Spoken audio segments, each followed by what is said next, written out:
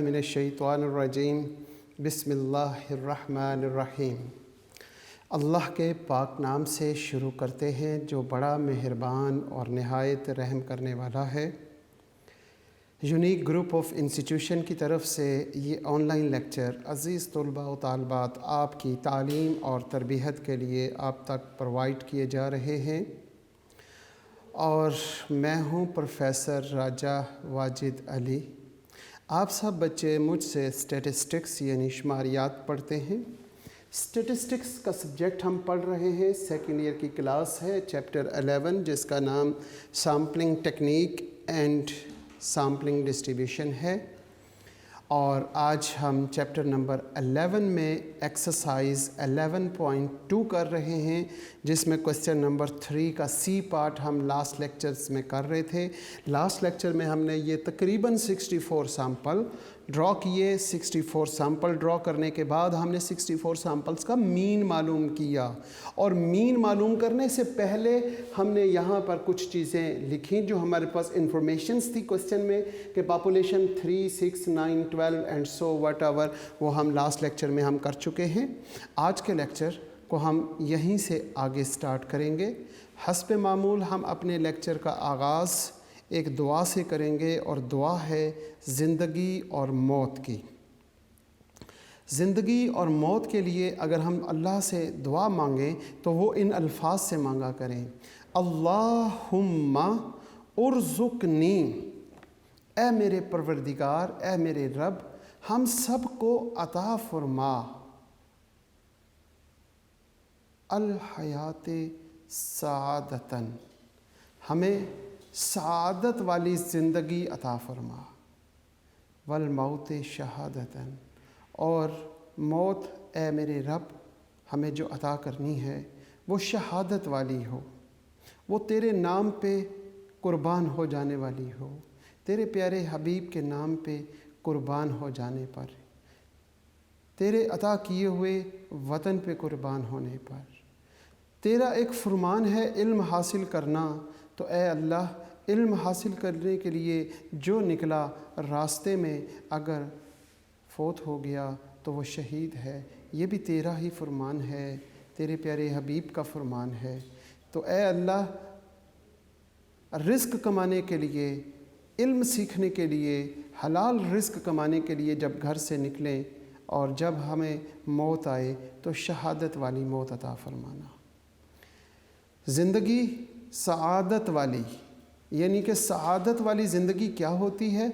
बंदगी वाली ज़िंदगी, अपने रब की बंदगी, जिसमें हम अपने रब की इताअत और फरमाबरदारी करें, अपने प्यारे नबी हज़रत मोहम्मद सल्लल्लाहु अलैहि वसल्लम की सीरत तैयबा पर हम अपनी ज़िंदगी को गुजारें। तो ए अल्लाह तू हमारी मदद फरमा दे, ज़िंदगी को अल सआदत वाली ज़िंदगी बना दे, अल हयात सआदतन। ए अल्लाह तू हमारा हाथ पकड़ ले, हमारा हाथ थाम ले, अपने हाथों में थाम के हमें सआदत वाली ज़िंदगी पर चला। जिस तरह बचपन में हमारे वालिदैन हमारे दोनों हाथों को थामते थे और अपनी तरफ चलाने की कोशिश करते थे, हम इन दो टांगों पे चल नहीं सकते थे। उन्होंने हम पे बड़ा एहसान किया, हमें चलना सिखाया। जब हम 2 से 4 कदम चलना सीख चुके थे तो हमने देखा कि हमारे वालिद ने, हमारी वालदा ने दोनों हाथ अपने हाथों में थाम लिए और हमें सीधा खड़ा करके 4 कदम जब हम चलने के काबिल हुए तो 4 कदम दूर जाकर अपने बाहों को फैला लिया और अपने बाहों के लिए कि मेरे पास आओ, तो हम दौड़ते हुए जाते थे, डगमगाते हुए, और अपने वालिदा की, अपने वालिद के गले से जा लगते थे। ए अल्लाह बिल्कुल इसी तरह हम इस दुनिया में लाचार हो चुके हैं, हम तेरे रास्ते पे चलना चाहते हैं लेकिन ये दुनिया में रहते हुए ये हमारे लिए मुश्किल हो रहा है। बिल्कुल उसी तरह जैसे हमसे 4 कदम नहीं चले जाते थे, अब हमसे कदम उठाया नहीं जा रहा। ए अल्लाह दोनों हाथ हमारे थाम लें और जब हम चलना चाहें, जब चल पड़ें तो आगे बाहें फैला लें, हम सीधा आप तक आ पहुँचें। ए अल्लाह ऐसी ज़िंदगी हमें अता फरमा। सआदत वाली, वल मौत शहादतन, और मौत ए हमारे रब शहादत वाली हमें अता फरमा, बग़ैर मोहताजी के, किसी के मोहताज ना हो। मोहताजी हमें सिर्फ़ ए परवरदिगार तो हमें अपना मोहताज रखें, किसी और का मोहताज ना बनाई। आमीन। दरूद इब्राहीमी का दूसरा हिस्सा। अल्लाहुम्मा बारिक, ए मेरे अल्लाह बरकत नाजिल फरमा, आला मुहम्मदिन, मोहम्मद सल्लल्लाहु अलैहि वसल्लम पर, व आला आल मुहम्मदिन, और मोहम्मद सल्लल्लाहु अलैहि वसल्लम की आल औलाद पर, कमा, जिस तरह, जैसा कि, बारिकता, आपने बरकत नाजिल फरमाई, आला इब्राहीमा, इब्राहीम अलैहिस्सलाम पर, व आला आल इब्राहीमा, और हज़रत इब्राहीम अलैहिस्सलाम की आल औलाद पर जिस तरह आपने बरकत नासिल फरमाई, बिल्कुल उसी तरह ए हमारे अल्लाह हमारे नबी पर और हमारे प्यारे नबी हज़रत मोहम्मद सल्लल्लाहु अलैहि वसल्लम की आल औलाद पर भी वैसी ही बरकतें नासिल फरमाता क़यामत तक और क़यामत से आगे भी। इन्नका हमीदुन मजीद, बेशक तमाम की तमाम तारीफ़ें ए अल्लाह आपके लिए हैं और आपकी शान सबसे आला है। हमीद हम्द से निकला है, तारीफ़ें तमाम की तमाम ए अल्लाह आपके लिए हैं, और इन्नका हमीदुन मजीद, सबसे आला शान आपकी है। आमीन। इस दरूद इब्राहीमी को कंप्लीट, पहला हिस्सा और दूसरा हिस्सा, दोनों हिस्सों को मिला के कंप्लीट 5 वक्त नमाज़ों में पढ़ें। इसके अलावा सुबह शाम, दिन रात, हर लम्हा महफ़िल में, तन्हाई में इसी दरूद इब्राहीमी को पढ़ें। हमारे रब ने हमें सिखाया है। इस दरूद को पढ़ने से हमारे दिल मोहब्बत रसूल से पुरनूर हो जाएंगे, और जब दिल पुरनूर होंगे तो चेहरा भी हमें वही चीज़ दिखाएगा और हमारी ज़िंदगी भी सीरत तैयबा पे चलना शुरू हो जाएगी। ये एक वाहिद रास्ता मुझे नज़र आ रहा है जो हमारी तमाम तर कामयाबियों का रास्ता है। तो दरूद इब्राहीमी आप सल्लल्लाहु अलैहि वसल्लम पर हर वक्त, हर लम्हे दरूद पढ़ा करें। ये एक ऐसा अम्र है जो अल्लाह पाक ख़ुद करता है। हम करेंगे तो अल्लाह पाक ख़ुद अपने प्यारे हबीब से मोहब्बत करता है, और जो उन पर दरूद पढ़ते हैं अल्लाह पाक उनसे भी मोहब्बत करते हैं। फिर अल्लाह पाक आपसे मोहब्बत करेंगे और आपकी राहें खोल देंगे। बहुत शुक्रिया। लास्ट लेक्चर में हमने क्वेश्चन नंबर 3 का सी पार्ट किया। सी पार्ट सामने बोर्ड पे किया हुआ नज़र आ रहा है, कंप्लीट यहाँ तक। अब मैं कुछ चीज़ें जो हैं वहाँ से, क्योंकि मैं वो चीज़ें रेज़ कर दूँगा, वहाँ से मैं कुछ चीज़ें यहाँ पे मेंशन करूँगा जो मुझे बाद में वेरिफिकेशन के लिए ज़रूरत पड़ेगी। नंबर 1 हमने मालूम किया म्यू वो है 7.5, आपके सामने ये पॉपुलेशन मीन। नंबर 2 हमने मालूम किया variance sigma square, population variance वो है आपके पास 11.25। फिर हमने मालूम किया पॉपुलेशन स्टैंडर्ड एविएशन तीसरे नंबर पे, वो है जी सिग्मा, और सिग्मा किसके इक्वल है 3.3541। ये 3 चीज़ें मुझे क्योंकि बाद में ज़रूरत पड़नी थी, इसलिए मैंने वहाँ पे अलग से मेंशन कर दी। अब हम अपने क्वेश्चन को कंटिन्यू करते हैं जो लास्ट टाइम हमने छोड़ा था। 64 सैंपल ड्रॉ करने के बाद उनके मीन मालूम कर लिए थे। अब हम मालूम करते हैं जनाब, क्या आप सब बच्चों को इससे आगे क्वेश्चन आता है? क्योंकि हम 2 क्वेश्चन इस तरह के कर चुके हैं और उम्मीद करता हूँ कि अब बच्चों को समझ आ गई होगी कि नेक्स्ट हेडिंग क्या है, क्योंकि मुझे इस चीज़ की ज़रूरत है। इसको मैं अभी यहीं पे रहने देता हूँ, जब ये कंप्लीट हो जाएगा, इसकी ज़रूरत ख़त्म हो जाएगी तो फिर हम आगे चलेंगे। हमने हेडिंग लिखनी है जनाब sampling distribution of sample mean, sampling distribution of sample mean, ये हेडिंग है। इस हेडिंग में हमें फर्स्ट कॉलम चाहिए एक्स बार का, फिर हमें चाहिए टैली। टैली के बाद हमने देखना है फ्रीक्वेंसी, फिर फ्रीक्वेंसी के बाद हमारे पास relative frequency f into X bar, और नेक्स्ट हमारे पास होगा x bar into F of X bar, और लास्ट कॉलम हमारा x bar square into F of X bar. ये है जी लास्ट कॉलम। यहाँ पे हमने लिखना है जनाब x बार की वैल्यूज़ को। x बार ये देखें, x बार हमारे पास 3 है, 4 है, 5 है, 6 है, फिर 7 है, फिर 8, फिर 9, फिर 9, फिर 10, फिर 11 और फिर हमारे पास 12। x बार की वैल्यूज़ हमारे पास कहाँ से शुरू होती हैं? 3 से शुरू हो रही हैं।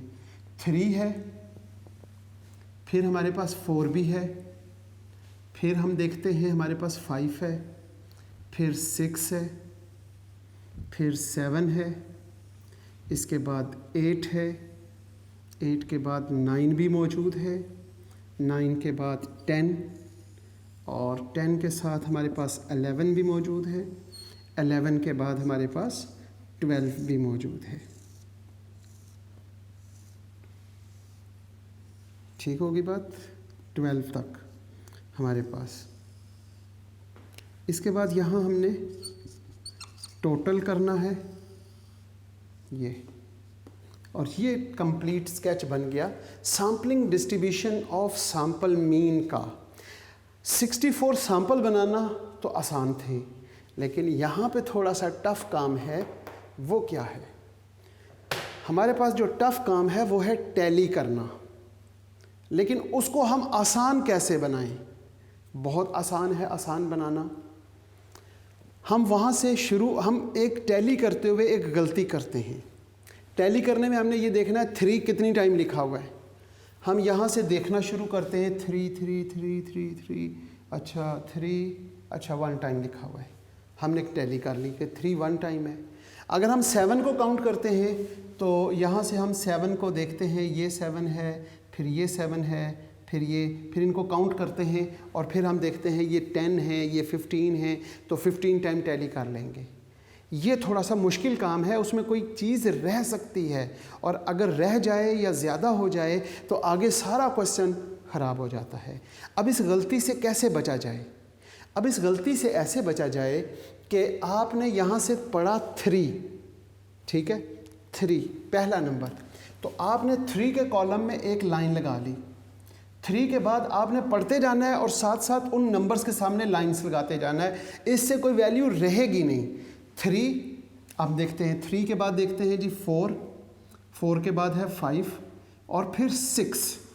हमने यहाँ तक काउंट कर लिया, मैंने यहाँ टिक लगा लिया 3 4 5 6। 3 के लिए एक लाइन लगाई, 4 भी एक पहली मरतबा आया, 5 भी और 6 भी। अब दोबारा जाते हैं, यहाँ से शुरू करते हैं। ये है 4 5 6 और 7। मैं देखता हूँ 4 5 6 7। अब 4 के लिए मैं 4 के सामने लाइन लगाऊंगा, 4 5 6 और ये 7 तक हो गया।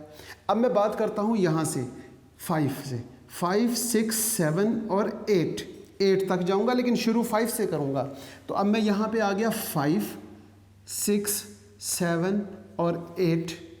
अब यहाँ से स्टार्ट करते हैं, 6 7 8 और 9। 6 से शुरू होकर 9 तक जाएंगे, तो हम यहाँ पे 6 7 8 और 9 के बाद बात आ जाती है ये। अब ये मुझे याद नहीं है क्या लिखा हुआ है, ये 4 लिखा हुआ है। 4 5 6 और 7 यहाँ तक आ जाते हैं। 4 से शुरू होता है ये 4, इसके बाद हमारे पास क्या है 5 6 और ये 7। अच्छा, यहाँ पे 1 2 3 4 हो चुके थे, तो 5वीं लाइन हम ऐसे लगाएंगे कि इनको कट कर दें। इन 4 को कट करने वाली लाइन 5वीं लाइन होती है। जब 5वीं, अब यहाँ पे 1 2 3 4 यहाँ कंप्लीट हो गए। अब दोबारा कभी 7 आया तो इसको क्रॉस कर देंगे। अब ये हम गौर करें तो ये हमने 20 सैंपल को टैली किया है। तो अगर हम इन्हें काउंट करें तो ये 20 होंगी। 1 2 3 4 5 6 7 8 9 10 11 12 13 14 15 16 17 18 19 और 20 वैल्यूज़ टैली हो गई और कोई वैल्यू बीच में से मिस भी नहीं हुई, क्योंकि हमने तो तरतीब से चलते रहे। अब हम आगे चलते हैं। 5 से शुरू होगा हमारा। 5 6 5 से शुरू हो रहा है जनाब। 5 6 7 8 तक जाएंगे हम। 5 से शुरू हुआ जी। कहाँ से शुरू हो रहा है? 5 से। 5 पे हमने ये क्रॉस लगा दिया, 5 कंप्लीट हो गया। इसके बाद हम बात करते हैं 6 और 7 पे भी क्रॉस लग गया। 5 6 7 और 8, ये हमारे पास 8 तक पहुंच गए हम यहाँ तक। अब यहाँ पे शुरू करते हैं 6 से। 6 7 8 और 9। 6 से शुरू करते हैं जनाब। ये हमारे पास 6 है, ये 7 है, ये 8 है और ये 9। अब हम 6 7 8 9 तक पहुंच चुके हैं। अब हम 7 से शुरू करेंगे। 7 8 9 और 10 तक जाएंगे, लेकिन शुरू कहाँ से? 7 से। ये 7 हो गया, ये 8 हो गया, ये 9 हो गया और ये 10 हो गया। 10 के बाद वापस हमारा शुरू कहाँ से हो रहा है? 5 से। 5 6 7 और 8। अब हम 5 से शुरू करेंगे। 5 6 7 और 8, हम 8 तक पहुँच गए। अब हम यहाँ से शुरू करते हैं 6 7 8 और 9। कहाँ पे? 6 से शुरू होगा। ये 6, ये 7, ये 8 और ये 9 तक पहुँच गए। अब हम बात करते हैं यहाँ से 7 8 9 10। 7 से शुरू होगा। अब 7 में देखें 1 2 3 4 हो चुके हैं, तो 7 जो शुरू किया तो यहाँ पे इसे क्रॉस लगा दिया 7, फिर उसके बाद 8 9 और 10। 7 8 9 10 के बाद हमारी बात आ जाती है 8 से। 8 9 10 और 11 तक हम यहाँ पर बात करते हैं जनाब 8, 1 2 3 4 हो चुके थे, तो ये 8 के बाद 9, ये 10 और ये 11। हम कहाँ तक पहुँच चुके हैं? हम 8 9 10 11 तक आ चुके हैं। अब बात शुरू हो रही है 6 से। 6 7 8 और 9। 6 से शुरू होकर 9 तक जाएंगे हम। 6 हमारे पास ये है 1 2 3 एंड 4, ये 6 हो गया। 6 के बाद ये 7, 1 2 3 4, 6 7 8 और ये 9 आ गया। 9 तक पहुंच गए। अब हमारी बात शुरू हो रही है 7 से। 7 8 9 और 10। 7 से 10 तक जाएंगे हम। यहाँ पे हमने बात की 7, यहाँ पे 8, यहाँ पे 9 और यहाँ पे 10 तक आ गए। अब हम 8 से शुरू होंगे और 11 तक जाएंगे। 8 हमारे पास ये है जनाब 8, ठीक है। 8 के बाद बात करते हैं 9 10 और 11। हम यहाँ देखें 11 तक पहुँच गए। अब हमने यहाँ से शुरू करना है 9 से 12 तक। अब हम 9 से शुरू करें। 9 1 2 3 4, ये हमारे पास 5 हो गया, 9 हो गया। 1 2 3 4, ये हमारे पास 10 हो गया। 10 के बाद ये 11 हो गया और ये 12 हो गया। आपने गौर किया टैली करते हुए मैं यहाँ 3 से शुरू किया और 3 से शुरू करते हुए 12 तक पहुँचा और कोई वैल्यू मिसिंग नहीं होने दी। इससे मिसिंग होने से बचत हो जाएगी और आपका काम सही हो जाएगा। अब इनको काउंट करके फ्रीक्वेंसी में लिख देना, ये तो मेरे बच्चों को मालूम होगा। फ्रीक्वेंसी में जनाब कैसे लिखेंगे? ये 1 है, इनको काउंट करेंगे, ये 3 है, ये जो क्रॉस वाला होता है ये 5 होता है और 1 इसके साथ है, तो इसका मतलब ये 6 हो गया। 1 3 6। इसके बाद यहाँ पर आते हैं, ये एक बॉक्स बना हुआ है, ये भी 5 है, ये दूसरा बॉक्स है, ये भी 5 है, तो इसका टोटल तो 10 हो गया। ये हमारे पास एक बॉक्स है 5, ये 5 10, ये 11 और ये 12, तो ये हमारे पास 7 वहाँ पे कितनी टाइम लिखे हुए हैं? 12 टाइम। 8 कितनी टाइम वहाँ पे लिखे हुए हैं? 5 + 5 10 11 और 12, ये भी 12 टाइम। ये 5 और 5 ये 10 मरतबा लिखा हुआ है जनाब वहाँ पे 9। अब यहाँ पे 10 देखें कितनी टाइम लिखा हुआ है, 6 टाइम। 11 को काउंट करेंगे तो वो 3 टाइम लिखा होगा, और 12 को देखेंगे तो वो सिर्फ 1 मरतबा लिखा होगा। ठीक होगी बात। ये है जी टैली करना। ये टैली करना पता नहीं क्यों मुझे सैंपल ड्रॉ करने से ज़्यादा मुश्किल लगता है, लेकिन उम्मीद करता हूँ कि आसान तरीके से सिखाया है, आप लोगों को समझ आ गई होगी। इसके बाद आगे चलते हैं f(x)। उससे पहले फ्रीक्वेंसी का टोटल देखना है। फ्रीक्वेंसी का टोटल कितना है जनाब? फ्रीक्वेंसी का जब आप टोटल करेंगे 1 + 3 + 6 + 10 + 12 + 12 + 10 + 6 + 3 + 1, it's must be equal to 64। अगर इसका टोटल 64 नहीं है तो इसका मतलब आपकी टैली गलत हो गई है। ठीक है, 64 क्यों है? क्योंकि टोटल सैंपल कितने बनाए हमने? टोटल सैंपल जितने होते हैं वो फ्रीक्वेंसी का टोटल होगा। इस क्वेश्चन में फ्रीक्वेंसी का टोटल हो गया। अब रिलेटिव फ्रीक्वेंसी कैसे बनती है? हर फ्रीक्वेंसी को, हर वैल्यू को, फ्रीक्वेंसी की हर वैल्यू को उसके टोटल पे डिवाइड करेंगे। इट्स मीन ये फ्रीक्वेंसी की पहली वैल्यू 1 है and dividing by total of the frequency 64, 3/64, 6/64, 10/64, 12/64, 12/64, 10/64, 6/64, 3/64 and 1/64। और इस फ्रीक्वेंसी रिलेटिव फ्रीक्वेंसी का टोटल करेंगे तो इसका टोटल भी it's must be equal to 1। इसका टोटल 1 होना चाहिए, और अगर 1 ना हुआ तो इसका मतलब रिलेटिव फ्रीक्वेंसी कहीं से गलत कर ली आपने। अब आप इसको सम अप करें ज़रा, अब इसको कैलकुलेट करेंगे तो इसका टोटल 1 आ जाएगा। इसके बाद जब हम लास्ट में 2 कॉलम बनाएंगे तो उसके लिए हम देखेंगे क्या बनता है। अब आपने x बार मतलब x बार 3 है और f(x) वो 1/64 है। इन दोनों को मल्टीप्लाई करके यहाँ लिख दें तो ये तो बहुत आसान है। 3 1s are 3 हो गया ओवर 64। 4 को 3 से ज़रब दे, 4 3s are पता नहीं 12 तो नहीं होता, 12/64। 5 6s are वो हमारे पास 30/64। 6 10s are 60/64। 7 को जब आप 12 से मल्टीप्लाई करेंगे तो वो आपके पास 84/64 आ जाएगा। 8 को जब आप 12 से मल्टीप्लाई करेंगे तो 96/64 आ जाएगा। 9 को 10 से करेंगे, ये तो पता है आपको, 90/64 आ जाएगा। 10 को 6 के साथ करेंगे तो ये भी इजी है, 60/64। 11 को 3 के साथ करेंगे तो 33/64, और 12 को 1 से करेंगे तो 1/64। अब इस कॉलम का जब आप सम करते हैं तो इस कॉलम का सम आपके पास क्या आएगा? इस कॉलम का सम आपके पास आएगा 480/64। बिल्कुल इसी तरीके से नेक्स्ट कॉलम आप कैसे बनाएंगे? नेक्स्ट कॉलम है x बार का स्क्वायर। इसका मतलब 3 का स्क्वायर करेंगे 9 और उसको मल्टीप्लाई कर देंगे f(x) के साथ। ये f(x) है इसके साथ।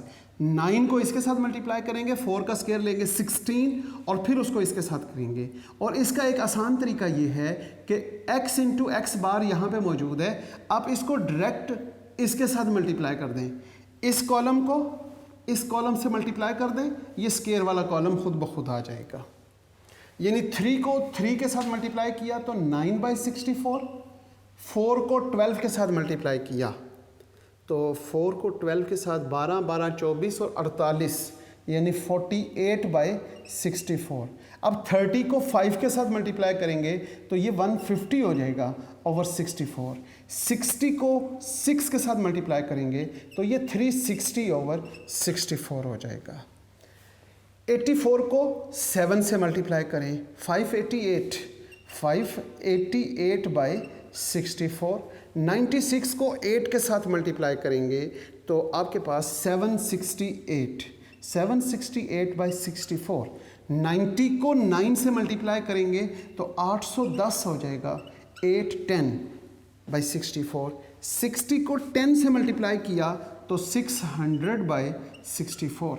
33 को 11 से मल्टीप्लाई किया तो 363 आ जाएगा। जी यही आता है 363/64। और यहाँ पे एक तो गलती ये की कि हमने यहाँ पे 12 को 1 से मल्टीप्लाई करके हमने 1 लिख दिया, बल्कि 12 था।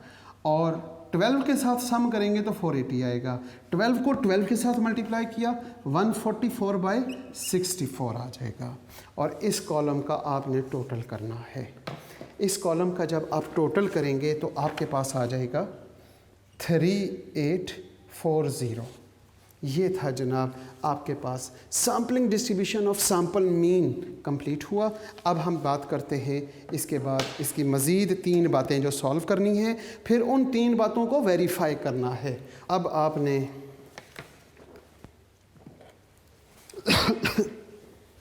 नंबर 1 इस टेबल से क्या मालूम करना है? नंबर 1 मालूम करना है यहाँ से मीन of the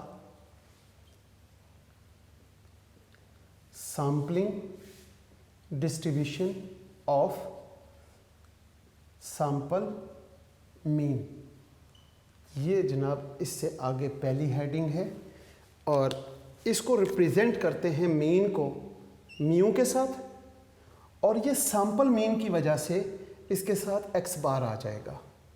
और इसका फार्मूला होता है summation x bar into F of X bar. और ये x bar into F of X bar का सम किया तो वो 480/64। और 480 को जब आप 64 पे डिवाइड करते हैं तो आपके पास आंसर आ जाएगा 7.5। नंबर 2 पे आपने क्या इस टेबल से मालूम करना है? वेरिएंस ऑफ द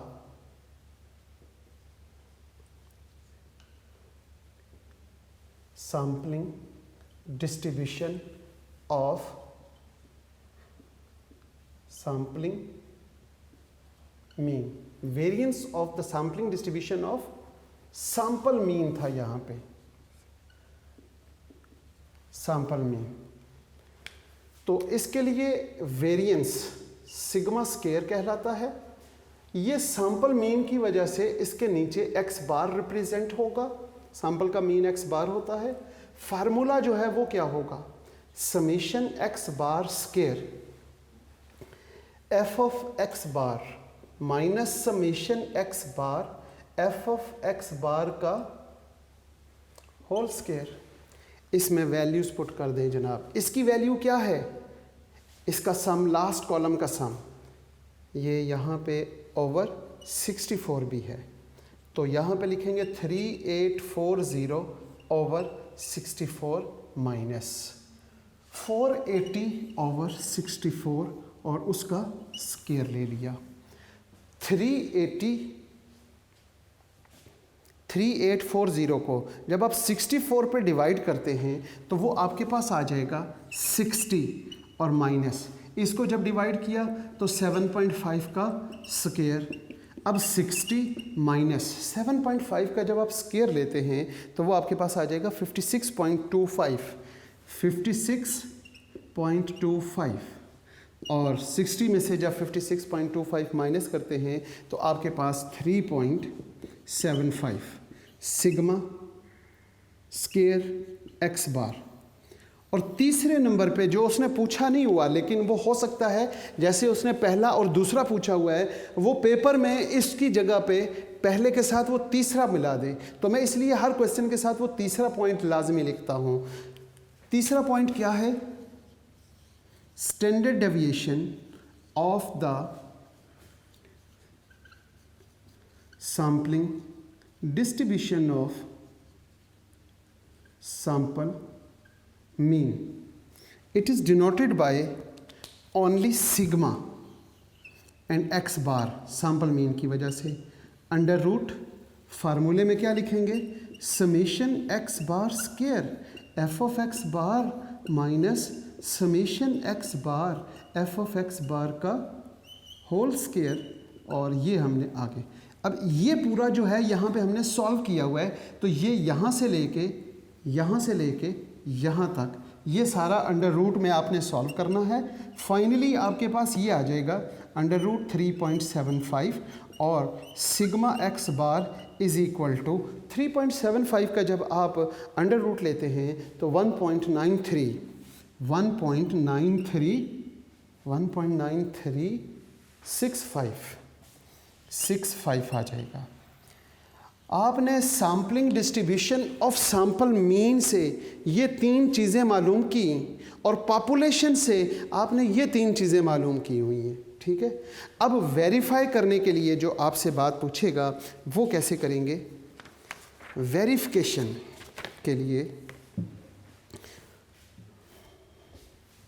यहाँ से, क्योंकि अब ये sampling distribution of sample mean से जो हमने काम करना था वो कंप्लीट कर लिया है, तो अब हम इसको रेज करके अपने क्वेश्चन को एंड की तरफ लेके जाते हैं। और आखिरी पॉइंट इसका जो होता है सैम्पलिंग डिस्ट्रीब्यूशन का वो होता है verification, verify.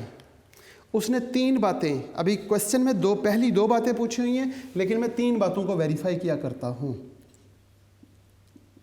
Verify date. Number 1, पहली वेरिफिकेशन क्या है जनाब। Number 1, mu X bar is equal to mu. अब ये मैंने यहाँ पे स्टैटिस्टिकल वे से लिखा है, लेकिन अब गौर करें, आपका यहाँ पे जो फर्स्ट पार्ट है पेज नंबर 50 पे क्वेश्चन नंबर 3 का सी पार्ट, उसका फर्स्ट पार्ट देखें। The mean of the sampling distribution of sample mean, mean of the sampling distribution of sample mean यानी म्यू एक्स बार ये लिख लिया। उसने क्या कहा, the mean of the sampling distribution of sample mean and the population mean, और population mean mu से represent है। अब आप ये देखें कि म्यू एक्स बार की वैल्यू क्या है। म्यू एक्स बार की वैल्यू 7.5 है जो यहाँ मौजूद है, हमने फाइंड की है। और आपने पिछले लेक्चर में पॉपुलेशन मीन को रिप्रेजेंट किया था, जो मैंने यहाँ अलग से नोट कर लिया था साइड पे, वो भी 7.5 है, तो इट्स इक्वल टू 7.5। ये जनाब पहली वेरिफिकेशन हमारी हो चुकी। अब दूसरी वेरिफिकेशन क्या है, वेरिएंस के लिए। आप यहाँ पे दूसरा पार्ट पढ़ेंगे, the variance of the sampling distribution of sample mean. Variance आपने देखा, variance of the sampling distribution of sample mean, it is denoted by sigma X bar square. It's must be equal to sigma square over N. ये आपको याद होनी चाहिए इन दोनों की verification. अब हम यहाँ पे सिग्मा एक्स बार स्क्वायर की वैल्यू क्या है, वो 3.75 है। 3.75 is equal to sigma square. Sigma square हमारे पास क्या है, 11.25। हम यहाँ पे लिखेंगे 11.25 dividing by n, small n, sample size वो 3 था, तो यहाँ से जब 3.75 it's must be equal to, इसको 3 पे डिवाइड करें तो वो आपके पास 3.75 आ जाएगा। तो ये आपके पास दूसरी वेरिफिकेशन हो गई। यहाँ तक आपका क्वेश्चन कंप्लीट हो चुका है। तीसरी बात जो प्रैक्टिस के लिए हमने साथ रखी हुई है वो यहाँ पे हम लिखते हैं, number 3 verification is standard error. इसको स्टैंडर्ड एरर भी कहते हैं, standard deviation of the sampling distribution of sample mean. It must be equal to standard deviation of the population mean dividing by the square root of sample size. Sample size is denoted by n. ये verification आपको याद होनी चाहिए। इसकी value क्या आई थी आपके पास, 1.9365, और यहाँ पे सिग्मा की वैल्यू क्या है, सिग्मा की वैल्यू है 3.3541। हम यहाँ पे लिखेंगे 3.3541 डिवाइडिंग बाय अंडर रूट 3 का अंडर रूट लें, जो जवाब आए उसको इस पे डिवाइड कर दें, तो आप देखेंगे 1.365 it's must be equal to 1.9365, ये इक्वल हो जाएगा। तो ये आपके पास तीनों वेरिफिकेशंस कंप्लीट हुई, और इस तरीके से आज हमने क्वेश्चन नंबर 3 का सी पार्ट कंप्लीट किया है। इस दुआ के साथ आज के लेक्चर का इख्तिताम करते हैं कि अज़ीज़ तुलबा व तालिबात, आप जहाँ पे रहें सदा खुश रहें, सलामत रहें, ईमान वाली और सेहत वाली ज़िंदगी अल्लाह पाक आपको अता फ़रमाए, वालदैन का साया ताहयात कायम रखे और वो मरते वक्त जब हमारे इस दुनिया से जाने का आखिरी लम्हा हो तो ए अल्लाह हमारी ज़बानों पे कलमा तैयब जारी फरमा दीजिएगा, ला इलाहा इल्लल्लाह मुहम्मदुर रसूलुल्लाह, ताकि हमारा ख़ात्मा भी ईमान के साथ हो सके। आमीन। अल्लाह हाफ़िज़।